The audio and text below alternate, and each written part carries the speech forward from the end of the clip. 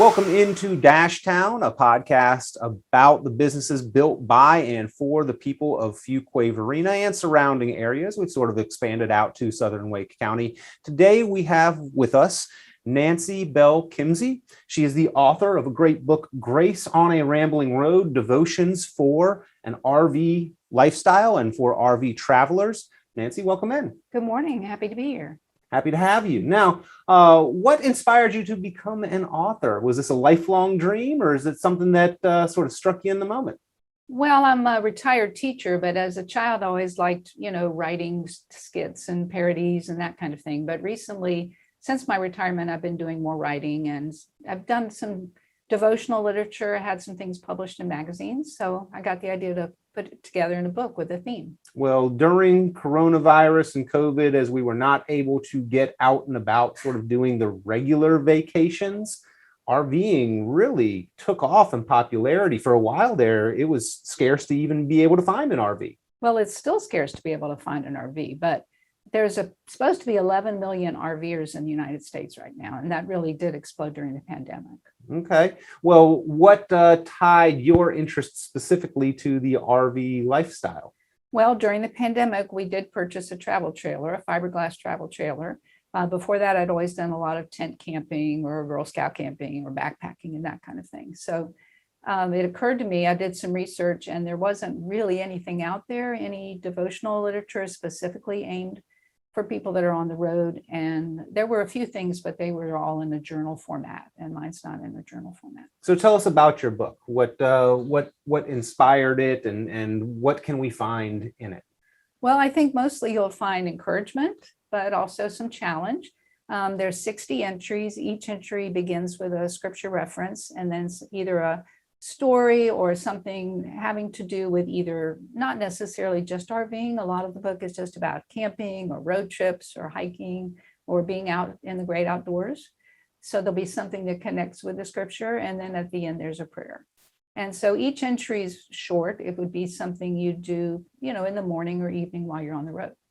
I think we can find a lot about ourselves and really get grounded in our faith when we get back out into the great outdoors and see everything that God has created here on earth, and really find where we should be. It sometimes seems like we're in a urban world and it's hard to get back to those roots. Right. And being on the road, at least with a tent or a trailer, you can stay for several days and not constantly be traveling, and just relax and really see what's out there. Yeah.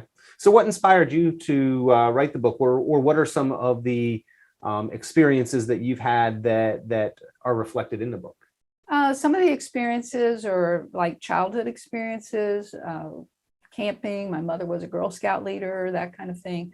A lot of things in there about hiking or just being on the road, just connections. I think a lot of times if you can make a connection to an experience or a physical object, then that will remind you in the future. So for example, there's one story about s'mores and making s'mores, and how as a child I hated marshmallows. So everybody would give me their marshmallow to cook because I would be patient enough to not burn it and just wait for it to eat it. Yeah, I didn't care about getting it soon, so I would just take my time. So I'm hoping, and then that connects to thoughts about being patient and how God can help you improve your patience. So I'm hoping that after someone reads that story, then maybe the next time they're making their s'mores, what they learned or the way they were encouraged from the entry will come back to their mind. I always cook my marshmallows twice. I get the outside nice and crispy and then pull that off, and the inside's nice and soft, and you can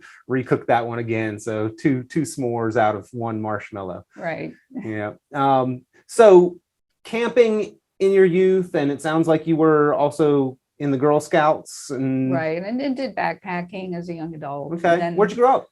I grew up near Washington, D.C. in Fairfax County, okay, Virginia, but my father was in the Air Force, so we weren't there the whole time I was growing up. Well, Virginia, and even if you go into Maryland, but certainly like the Blue Ridge and Appalachian Mountains, lots of great hiking and camping there. And you can even do, beach camping along the Virginia and North Carolina coast. Right. So do you find a big change in the prep and what goes into a camping trip versus an RV trip?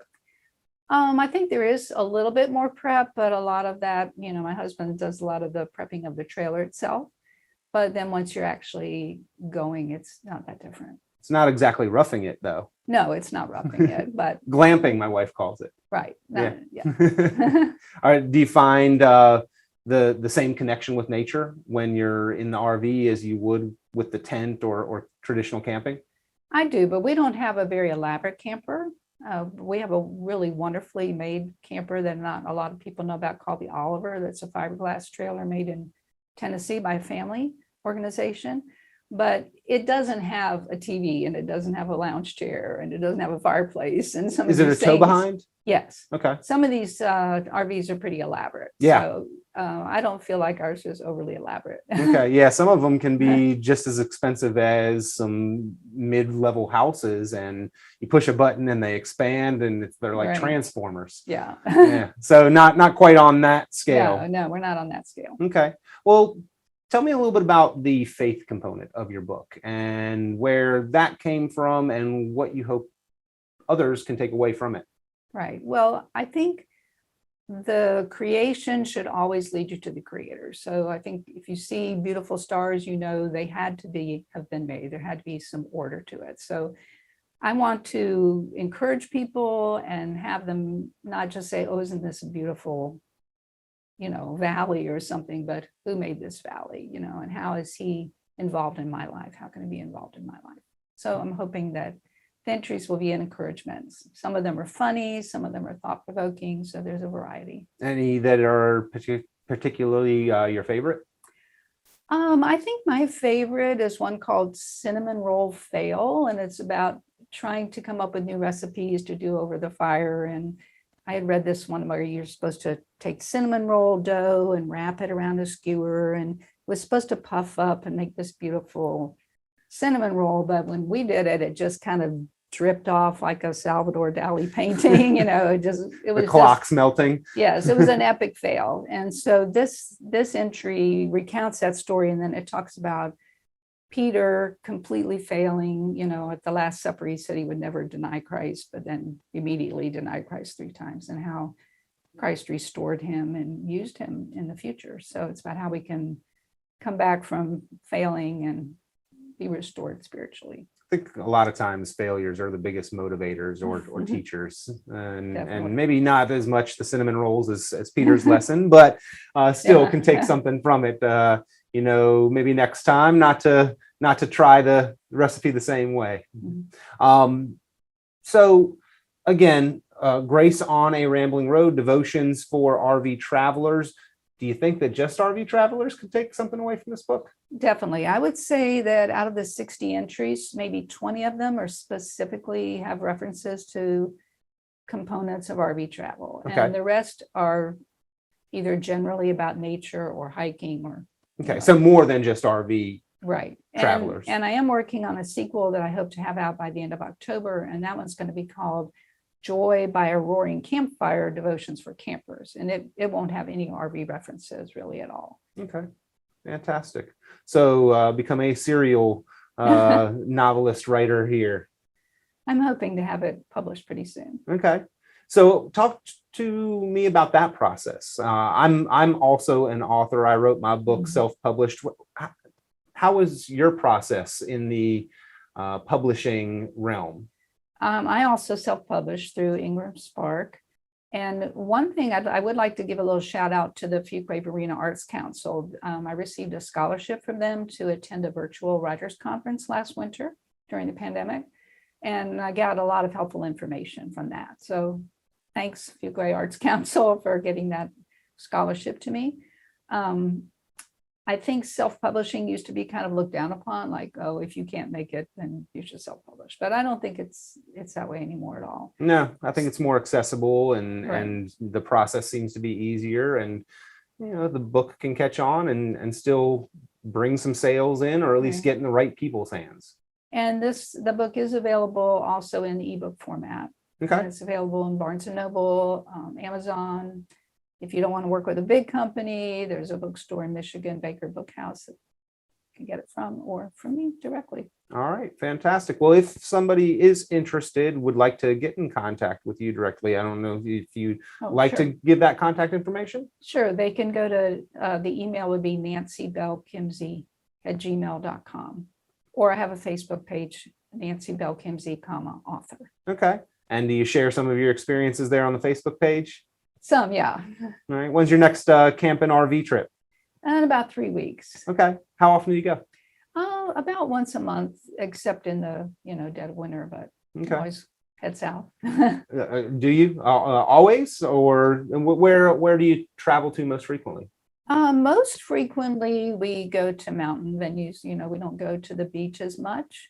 We just tend to be mountain people, hiking kind of people. So mountain venues like, the North Carolina mountains. Just last week, we're up at Roan Mountain, Tennessee, up at Carver's Gap, which is incredible. Okay. So fantastic. Really nice. I had a friend that did a state park tour. He tried to hit all of the state parks in North Carolina within a year's time. So a lot of great pictures from that, and a lot of experiences with his family that he shared. So, yeah. Well, unfortunately, there's so many campers now that you can't. It's really hard to just one day say, "Oh, let's go this weekend." Yeah. Like to get into Florida in February, you need to be like a year out or 6 months out to get certain reservations at certain places. Booking things ahead of time. You have to really kind of think ahead. All right. Grace on a Rambling Road, Devotions for RV Travelers, Nancy Bell Kimsey, here as our guest on Dashtown, and we appreciate you tuning in. Again, if you'd like to be in touch, if you'd like to find the book, you can find it at Barnes & Noble, Amazon, all the usual places. And to be in touch, Nancy Bell Kimsey, author, on Facebook. Yes. All right. Fantastic. Well, Nancy, we appreciate you joining us on this edition. Anything else you want folks to know about the book? No, I just appreciate the opportunity to get the word out. All right. Well, pick it up at Amazon or Barnes & Noble, or you can get in touch, Nancy Bell Kimsey, author, on Facebook. Thanks for tuning in to this edition of Dashtown. We'll talk to you soon.